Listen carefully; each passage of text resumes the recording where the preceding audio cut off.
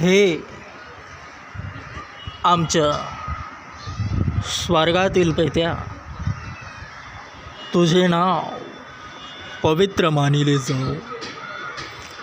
तुझे राज्य जसे स्वर्गात तसे पृथ्वीवरही तुझ्या इच्छेप्रमाणे हो. आमची रोजची भाकर तू आज आम्हास दे, आणि जसे आम्ही आपल्या ऋणे सोडिले आहेत तशी तू आमची ऋणे आम्हास सोड, आणि आम्हास परीक्षेत आणू नको, तर आम्हास वाईटापासून सोडीव. कारण की राज्य, सामर्थ्य आणि गौरव ही सर्व काळ तुझी आहेत. Amen. Strong. Amen.